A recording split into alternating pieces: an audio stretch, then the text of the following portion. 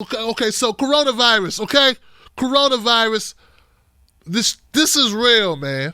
I did a segment last night on my man Brad Jordan, Brad from Face Mob. And the point is, I was telling people that Mr. Scarface got the coronavirus. They misdiagnosed him twice. You know that, right? He could have died. Well, what's wrong? He's got a fever, a bad throat, and he's having chest pain, whatever. Get him an aspirin and some antibiotics. He'll be all right. It's like they were like doing things that you're the opposite of what you should do for someone who has the coronavirus. And someone was like, Tim, hey, but maybe they didn't even had a test at the time. That could be true. And my whole point was, guys, don't think this can't happen to you. It can happen to any one of us. It can happen to me. It can happen to you. It can happen to 3 people that look like you. It can happen to people that are better than you or worse than you or people cuter than you or slimmer or fatter or younger or older. It don't matter. It don't discriminate. It get who it get. Like anything else, it just gets you. So I just want my wolf pack to be very careful and to know that everything, people are telling me the symptoms are different and the range, like you could have it incubate for 27 days. I'm like, 27 days?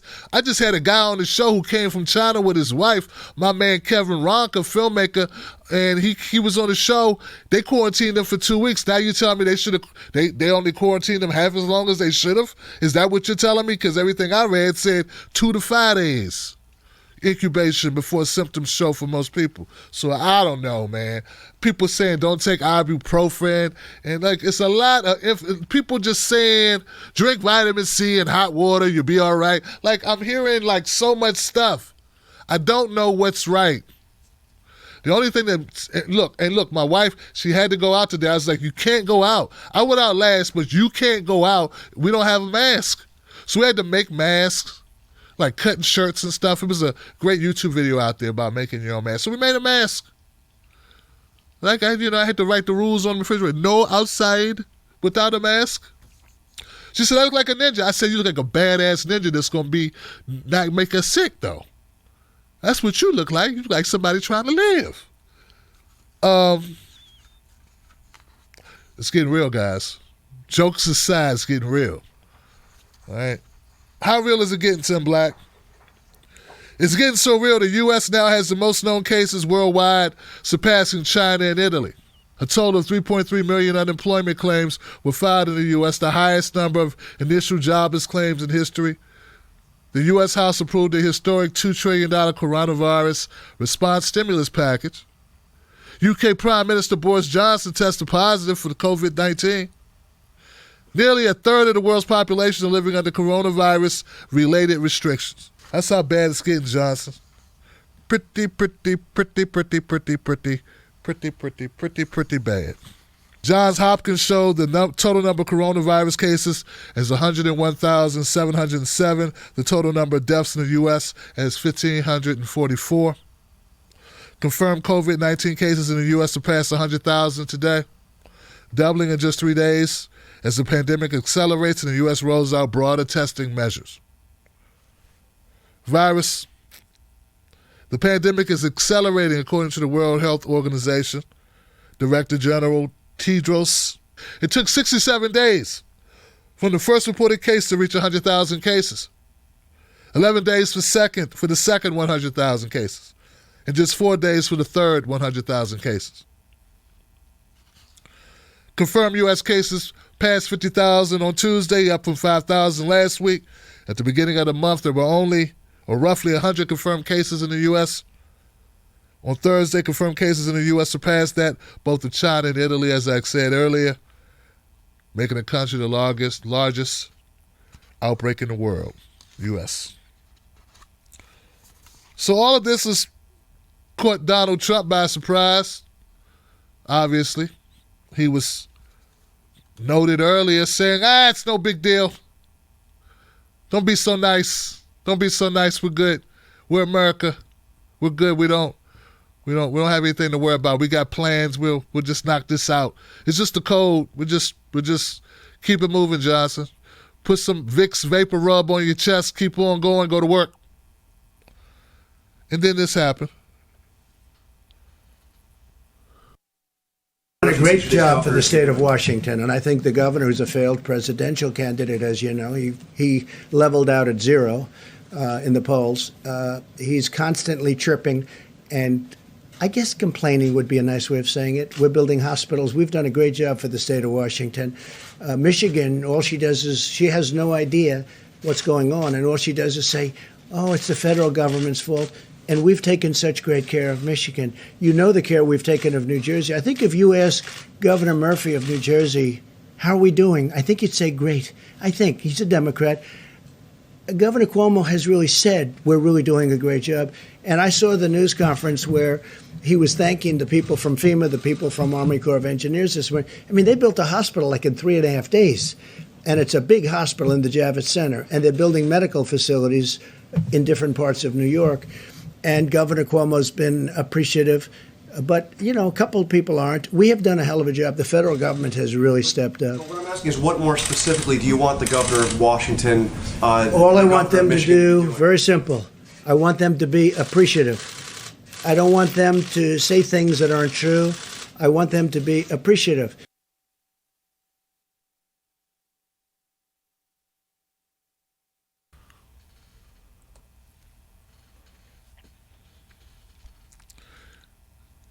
Yeah, Trump getting a little testy up there, ain't he? Getting in his feelings a little bit. Hey, I thought we had nothing to worry about, Trump. Look like you're sweating up there a little bit. You gob swab of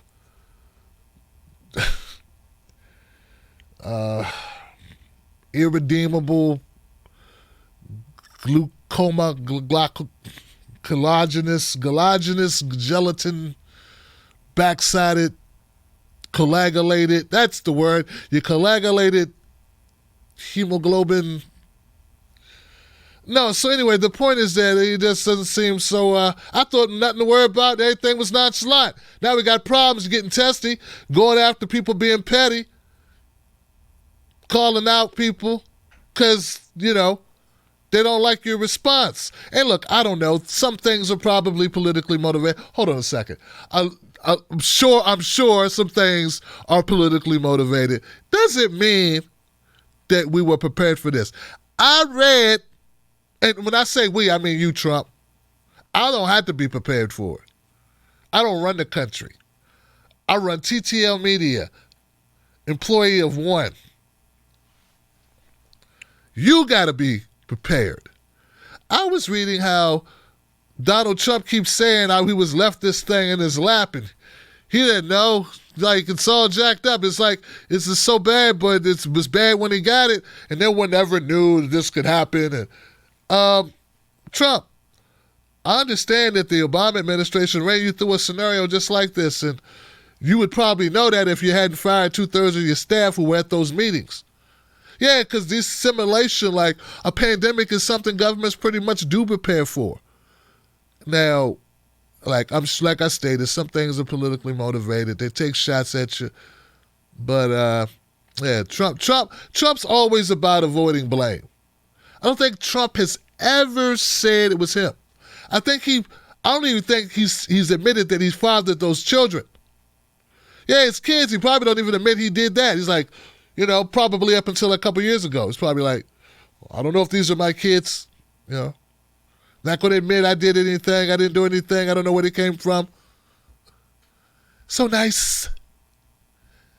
His kids, has my eyes, but he could get my eyes anywhere. Could have my eyes. Trump was also a little testy earlier in this same conversation when people were asking about ventilators because they kind of need them in order to save lives. Here goes Trump's response to ventilator questions. Are you able to guarantee, to assure these states, these hospitals, that everybody who needs a ventilator will get a ventilator? So here's what I'll tell you. I think we're in really good shape. This is a pandemic, the likes of which nobody's seen before. I think we're in great shape. I think that, number one, we've distributed, ventilators is a big deal. We've distributed vast numbers of ventilators, and we're prepared to do vast numbers. I think we're in great shape. I hope that's the case. I hope that we're going to have leftovers so we can help other people, other countries. Everybody who needs one will be able to get a ventilator. Look, don't be a cutie pie, okay? It's a Everyone who needs one. question. Nobody's ever done what we've done. Nobody's done anything like we've been able to do. And everything I took over was a mess. It was a broken country in so many ways other than this.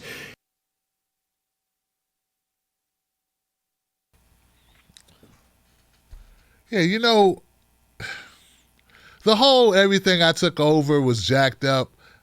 We give you that the first year. And we'll stretch it to 18 months, maybe 2 years. Hey, man, it's a lot. I'm sure. It's a tough job. But you're almost 4 years in, and you're still talking about Obama didn't leave you with a clean refrigerator. It's a little late. Yeah, it's a little late for you to go, what about that guy? Nah, what about that guy? You bastard. You're the president. And there are people making excuses. They rarely make videos. They don't talk about him. I notice this. A lot of people don't call him out. I don't spend all my time doing it. Especially when I got people like Andrew Cuomo pretending like they're progressive. Everybody stay in the house. Everybody get out the streets. Give me ventilators. What is he saying that's so impressive? This is basic. People need to go in the house.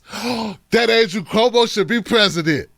People need to stop hanging out on street corners. He should be president. He'd be great. I'd vote for him today. What's he saying? So, I'm not impressed. And I got Andrew Cuomo to dig on it, and then I got people like James Clyburn who take a lot of my attention, but I save a little bit of animosity for Trump because he's full of shit just like the rest of them. He's not better. No, he's not better. And he points fingers and he breaks rules and he says stuff that's not true just to get out of situations. That deserves retribution. Calling out. Truth to power. Especially the way you dump on my guy Bernie. Yeah, I'm bringing it up. You dump on my guy Bernie all the time, and you leave Trump unscathed. Well, everyone knows how bad he is. Well, give him a refresher course. Because he's the son of a bitch that's got the job, right? So let's call him out for this situation and not making it better and keep on giving out bad information. How can you hold a press conference and contradict the professionals repeatedly?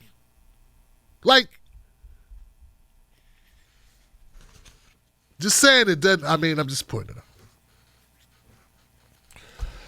out. But Trump did do something right, and he reluctantly did this. He used the presidential memorandum, all right, the Defense Production Act, okay, the Defense Production Act to require General Motors to accept, perform, and prioritize federal contracts for ventilators. It's where he could just point to a company, hey, you, Amazon, hey, they don't build anything. They just resell stuff and mark it up, bastard. Yeah, you, Westinghouse. Yeah, you and General Motors. Hey, get in the back and make me some masks and some ventilators. And be snappy about it too, you scumbags. I bailed you out, GM. Get in there and get that shit done. And Trump didn't want to do it because, he doesn't want people, he wants to be able to say during the election that he hates socialism, just in case Bernie's running. You know what I'm saying?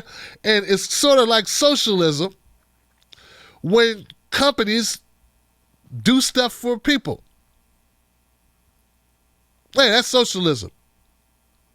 I think this Defense Production Act was created so that in times of war, the president will have the ability to get corporations to act in the best behalf of the people in order to save the country from the brink of destruction. And if you're going to use it, if there ever was a chance to use it, I would think during a pandemic that could potentially kill millions. Maybe that'd be a good time to use it and not be worried about, hey, how does this make me look?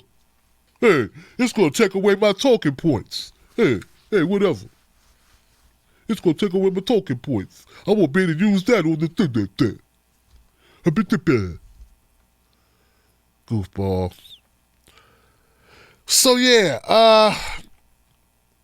Ford, GM, Toyota, Tesla, which have all temporarily shut down their factories in recent weeks, have pledged to help. Here's the thing. You can't just wait on a pledge. You got to make them do it. So that's what this Production Act does. They can't say no. So basically, Trump using this act is like, hey, the Godfather, huh? There's an offer you can't refuse. Yeah? How about that? How about you getting them back there and cook us up something nice? Me and the fellas. So they got to go do it, which is good. Yeah. At least 488 new cases of coronavirus were identified in Illinois on Friday, bringing the state total to 3,026 cases. 8 new deaths were reported, bringing the number of deaths to 34.